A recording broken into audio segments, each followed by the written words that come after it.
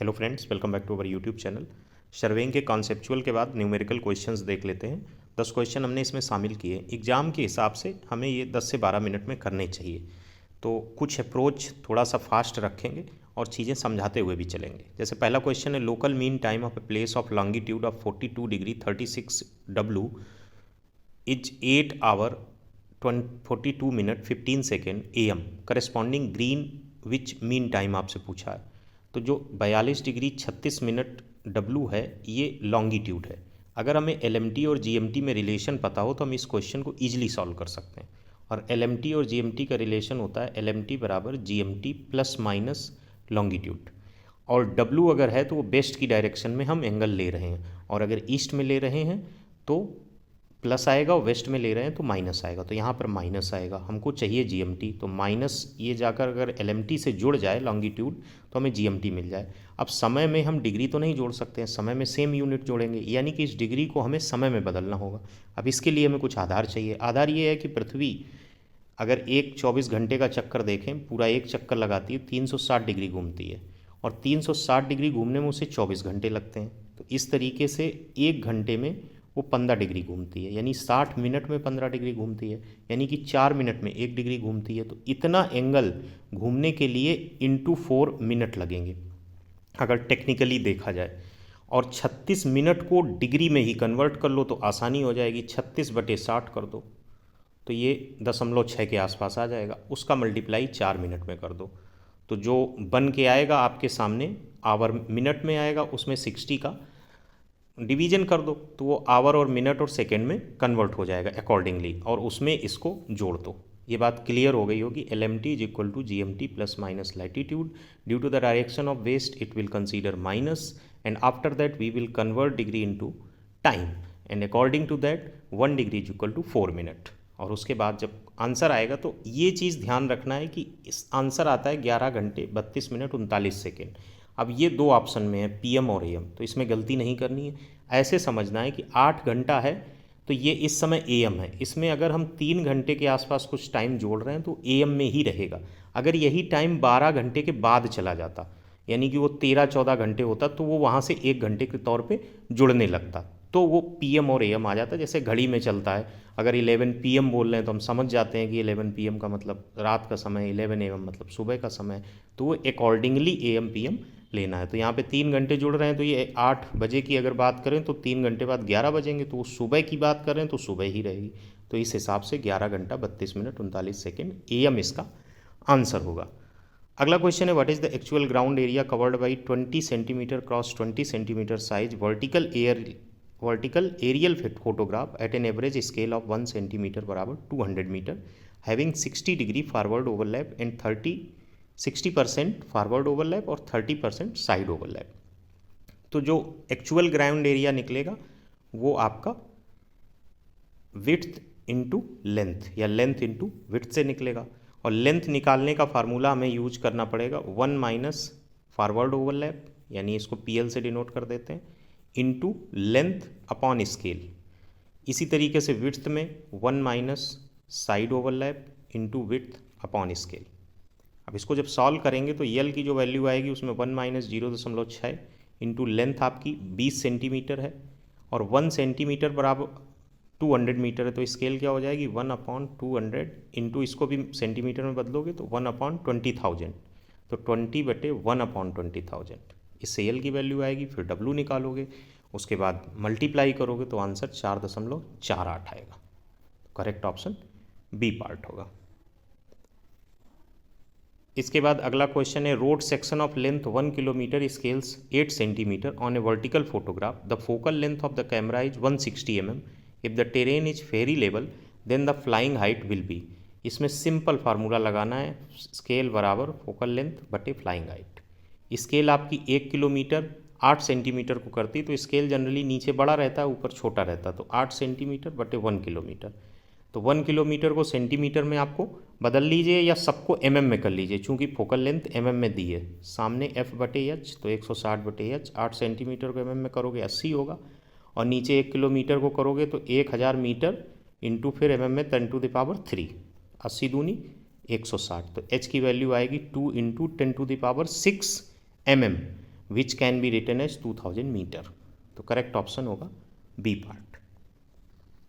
अगला क्वेश्चन है the side of a square land was measured as 150 metre and is in error by 0.05 metre, what is the corresponding error in the computed area of the land. देखो इस simply differentiation से लग जाएगा। Square का होता है ए बराबर x square, side square हो जाएगा, तो यहाँ से डी ए निकालोगे तो 2x dx लिख सकते हैं, या D A by D x लिखोगे तो 2x होगा, तो डी ए 2x dx हो जाएगा। अब कुछ नहीं, उठा के वैल्यू आपको रखनी है, तो डी ए बराबर 2x हो जाएगा 150 इंटू डी एक्स 0.05, और बहुत टेक्निकल जाओ तो यहाँ पे प्लस माइनस 0.05 लिखोगे तो प्लस माइनस 15 मीटर स्क्वायर आएगा जब इसका मल्टीप्लाई करोगे। तो चूंकि प्लस प्लस की बात ही कर रहे हैं, उस ऐसा कुछ लिखा नहीं है पॉजिटिव एरर नेगेटिव एरर, तो आप पॉजिटिव में ही जाइए, तो 15 मीटर स्क्वायर आंसर हो जाएगा। इसके बाद अगला क्वेश्चन है for a chord of 60 metre the mid ordinate of a circular curve of 50 metre radius will be. Mid ordinate को समझ लेते हैं। अगर ये सर्कुलर कर्व को हम हिस्सा ड्रा करें तो इस तरीके से आएगा, ये इधर इस तरीके से। तो ये कहना ये है कि मिड ऑर्डिनेट ये होता है, अगर इसको यहाँ से वर्टिसेस से मिलाएं तो ये मिड ऑर्डिनेट ये हिस्सा है, और ये हिस्सा निकालने का सीधा सा फंडा है कि ये पूरी की पूरी आर है, ये भी आर है, ये भी आर है, ये पूरी आर है, इसमें से ये हिस्सा घटा दो, और ये हिस्सा क्या है, इस ट्रायंगल के लिए परपेंडिकुलर है। इसका हाइपोटेन्यूज आर है, बेस इसका L/2 होगा, L जहाँ पे कॉर्ड है, ये बीच वाली कॉर्ड ही कंसीडर की जाएगी। L/2 और R के करस्पॉन्डिंग परपेंडिकुलर आप निकाल लीजिए और पूरी R में घटा दीजिए। पूरी R कितनी है 50, परपेंडिकुलर जो निकलेगा वो इस ट्रायंगल का आएगा, ये R है, ये आपकी L/2 30 हो जाएगी, ये 50 होगी, तो ये 40 निकलेगी। सीधी सी बात है, 25 माइनस 9 16 बचता है, तो उसी हिसाब से 2500 माइनस 900 1600 बचेगा, तो 50 में 40 घट जाएगा, तो ये वाला हिस्सा जो जिसको मिड ऑर्डिनेट बोलते हैं वो आ जाएगा 10 मीटर। तो करेक्ट ऑप्शन ए पार्ट होगा। इसके बाद अगला क्वेश्चन है staff reading on the floor of a बरामदा of a school building is 1.815 metre and staff reading when held with bottom of staff touching the ceiling over the बरामदा is 2.870 metre. RL of floor दिया है, height of ceiling above the floor पूछा है। अगर RL of floor ना भी दिया हो तब भी height of the ceiling above the floor निकाली जा सकती है, लेकिन सर्वेइंग के पॉइंट ऑफ व्यू से इसको समझना जरूरी है। जो इस तरीके से हाइट ऑफ इंस्ट्रूमेंट आप निकालोगे, इस तरीके से हाइट ऑफ इंस्ट्रूमेंट निकालोगे, तो वो जो वैल्यू आएगी अगर यक्स है, और अगर ऊपर टच करके आप वैल्यू निकालोगे तो वो जो वैल्यू आएगी वो H माइनस एक्स होगी, स्पेसिफिकली जब एक पर्टिकुलर हाइट के भीतर ऐसा किया जा रहा है। और इन दोनों वैल्यू को अगर आप जोड़ दोगे तो यक्स यक्स कैंसिल हो जाएगा, H की वैल्यू आ जाएगी। अगर सिर्फ हाइट ऑफ सीलिंग पूछी जाए, ये वैल्यू और ये वैल्यू दी हो, तो दोनों को ऐड करके आंसर निकाला जा सकता है, और वो सीधे सीधे 4.685 आ जाएगा जब आप इसको जोड़ोगे। अब दूसरी बात ये है कि इसको सर्वेइंग के एस्पेक्ट में करो तो हाइट ऑफ इंस्ट्रूमेंट जब वर्टिकली इस तरीके से है, बॉटम यहाँ पे है, ग्राउंड पे है, और जब ऊपर को टच करके बॉटम हैंड में है, held with bottom staff touching the ceiling, तो जब यहाँ पे तो height of instrument RL of the floor plus ये जो रीडिंग है, और जब इस तरीके से तो height of the instrument RL of the ceiling minus reading, और उसके बाद दोनों को कंपेयर कर दो, और जब हाइट होगी तो RL of ceiling minus RL of floor होगा। अब ये चीज़ जब आपकी पकड़ होगी RL वाली तो ईजिली आप पकड़ लेंगे, नहीं तो ये सबसे अच्छा बेनिफिट है, इस तरीके से भी लगा सकते हो। तो इसका करेक्ट ऑप्शन बी पार्ट होगा। इसके बाद अगला क्वेश्चन है if in an instrument the bubble tube with the division of 1 mm and a radius of 0.9 meter has the sensitivity का फार्मूला होता है NL/R। n 1 डिवीजन कंसीडर किया जाएगा, 1 mm है तो लेंथ आपकी 1 mm हो जाएगी, और रेडियस आपकी 0.9 मीटर है, इसको भी बदल लो, तो 1 गुणा 1 बटे रेडियस 0.9 है तो इंटू 1000, तो ये 1/900 इसका करेक्ट ऑप्शन सेंसिटिविटी का हो जाएगा। इसके बाद अगला क्वेश्चन है lighthouse is visible just above the horizontal at a certain station at the sea level, the distance between the station and the lighthouse is 40 kilometre, the height of the lighthouse is approximately. इसके लिए सीधे formula होता है 0.0673 d²। अब इसमें थोड़ा सा ये होता है कि ऑप्शन यहाँ पे सारे ऐसे ही दिए हुए हैं कि आप इजीली वैल्यू रखेंगे तो आ जाएगा, लेकिन ध्यान ये रखना है कि जो d की वैल्यू है वो हमेशा किलोमीटर में ली जाएगी, और जो H की वैल्यू है वो मीटर में ली जाएगी इस फार्मूले की वैलिडेशन में। तो ऐसी गलती ना हो कि आप यूनिट के हिसाब से, अगर ऑप्शन उसमें इसमें नहीं दिया, अगर कहीं दे दिया जाए तो उसमें कन्फ्यूजन ना आ जाए। तो इस हिसाब से जब सॉल्व करेंगे तो इसका आंसर 107.7 आ जाएगा। डी की वैल्यू 40 रखना, होल स्क्वायर करना, इसमें गुणा कर देना, एच की वैल्यू आ जाएगी। इसके बाद अगले क्वेश्चन की तरफ बढ़ते हैं। अगला क्वेश्चन है the magnetic bearing of A line is 55 degree 30 minute and the magnetic declination is 4 degree 30 minute each the true bearing of A line will be. Generally ये क्वेश्चन आप कर लेते, फिर भी आपका बेस्ट हो इसके लिए ज़रूरी है कॉन्सेप्ट समझना।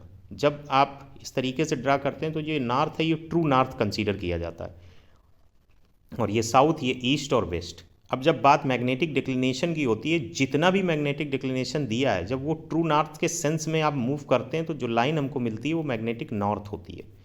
तो जैसे इसने 4 डिग्री 30 मिनट कहा तो ये एंगल 4 डिग्री 30 मिनट हुआ, ये लाइन जो मिली है मैग्नेटिक नॉर्थ के तौर पे ट्रीट होगी। अब जो मैग्नेटिक बियरिंग ऑफ लाइन है वो इसी के करस्पॉन्डिंग नापी जाएगी। तो 55 डिग्री 30 मिनट इधर से चलेंगे और ये 55 डिग्री 30 मिनट हो जाएगा। वो आपसे जो ट्रू बियरिंग पूछ रहा है वो ट्रू बियरिंग ट्रू नॉर्थ के करस्पॉन्डिंग होगी। तो यहाँ से साफ दिख रहा है कि यहाँ से यहाँ तक की बियरिंग ट्रू बियरिंग होगी, जो कि पहले के मैग्नेटिक डिक्लिनेशन और मैग्नेटिक बियरिंग को ऐड करने से बनेगी।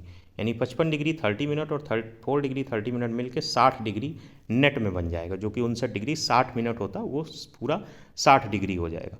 अब अगर यही दूसरी कंडीशन होती आपके सामने, इसी कंडीशन को अगर ये वेस्ट में कर देता इसी एंगल को, तो जो 55 डिग्री 30 मिनट मैग्नेटिक बियरिंग है वो इसी डायरेक्शन में आप कंसीडर करते क्लॉकवाइज। तो जब इधर क्लॉकवाइज चलते तो 55 डिग्री 30 मिनट जो होता वो ये होता, और आपको ट्रू बियरिंग जो निकालनी होती वो सिर्फ और सिर्फ ये होती, क्योंकि ट्रू नॉर्थ तो यही है, और जब ट्रू नॉर्थ यही है तो ये वाली वेस्ट वाली डिग्री आपको घटानी पड़ती जो भी एंगल होता है। इसीलिए ईस्ट में प्लस और वेस्ट में माइनस कंसीडर करते हैं जब हम ट्रू बियरिंग निकालते हैं। मैग्नेटिक बियरिंग में मैग्नेटिक डिक्लिनेशन प्लस माइनस क्यों और कैसे होता है ये यहाँ से क्लियर हो गया। इसके बाद लास्ट क्वेश्चन है 30 metre metric chain is found to be 10 centimetre too short throughout a measurement if the distance measured is recorded as 300 metre what is the actual distance. कुछ लोग इसको within a second, within a 5 second, 10 second लगा ले जाते हो। वो sense of humour होता है या कॉमन सेंस होता है? कैसे? 30 मीटर मेट्रिक चेन है तो 30 मीटर की मेट्रिक चेन है, समझ गए। कितनी उसने दूरी नापी है? 300 मीटर। तो 10 बार ये चेन बिछाई गई होगी, जो भी है जैसी भी है, हमें नहीं पता ये शॉर्ट है या लॉन्ग है। जब 10 बार बिछाई गई होगी तो जो भी इरर एक बार में अकर कर रही है वो 10 बार अकर करेगी। क्या इरर अकर कर रही है? 10 सेंटीमीटर छोटी है, यानी कि ओरिजिनल डिस्टेंस कम रही होगी, तभी तो इसने ज़्यादा नाप दी। तो 10 सेंटीमीटर 10 बार बिछेगी तो टोटल 100 सेंटीमीटर की इरर आएगी, यानी टोटल 1 मीटर की इरर आएगी। अब ये आपको समझना है, या तो कभी कोई चीज़ नाप के देखिए, कोई चीज़ कम करके नापिए, तो क्योंकि इसमें क्या होता है जब आप फार्मूला लगाते हैं तो आप थोड़ी सी भी गलती कर जा रहे हैं तो गलत हो जाएगा। इससे बेहतर मुझे कॉमन सेंस लगता है। तो इस हिसाब से 1 मीटर का डिफरेंस आ रहा है तो कम होगी, 300 से कम 299 होगी, तो करेक्ट ऑप्शन सी होगा। जनरली टाइम सेविंग में और क्वेश्चन के ज़्यादा बेहतर सही होने में ये मदद करती है टेक्निक। तो ये क्वेश्चंस थे, मिलते हैं नेक्स्ट वीडियो में। Thanks for watching.